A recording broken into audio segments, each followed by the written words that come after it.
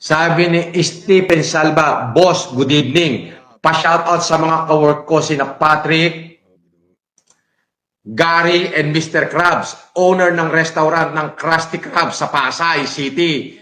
Pag nag-dine-in kayo dito ni Casper, may libre kayong king crab at lobster. Wow! Wow naman! Wow! Wow! Pwede. Sige. Sa ano? Ano yan? Kanya. Krusty Krab. I-search natin. Search natin, ha? Ipopromote ko na to. Andiyan pa naman yung mga tropa pits ko. Yung mga tropa natin, yung mga kaibigan natin. Krusty Krab, Pasay.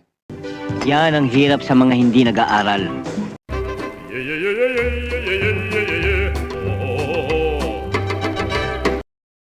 Pasay. Wow! Krusty Krab Seafood Restaurant pala to. Oo. Sa Pasay. Sa yung Pasay.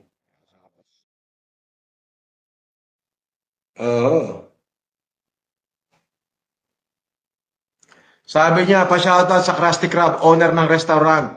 Patrick and Gary and Mr. Krabs, owner ng restaurant na Krusty Krabs sa Pasay City. Pag nag-dine kayo dito ni Casper, may libre kayong king crab at lobster. Siyempre, magkasama kami para naman kumita kayo.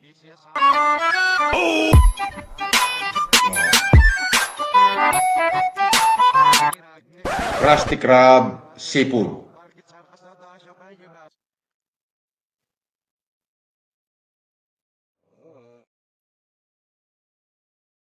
Sa Pasay.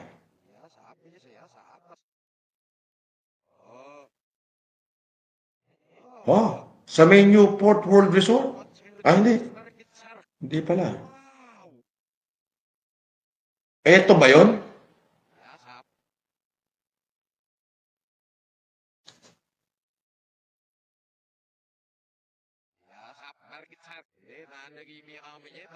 Eto ba yun? Sandali ha. Sandali lang. Teka muna, dito muna tayo kay Krusty Krab. Kay Gary, sina Patrick at Gary, and Mr. Krab, owner ng Krusty Krab. Sa Pasay. Parang wala yata bro sa Pasay. Parang ano yung boss? Hindi, meron Krusty Krab restaurant eh, no? Meron ba? Oo.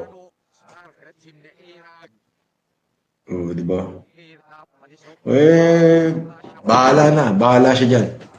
Okay, thank you, Kamo. Wala na, finish na.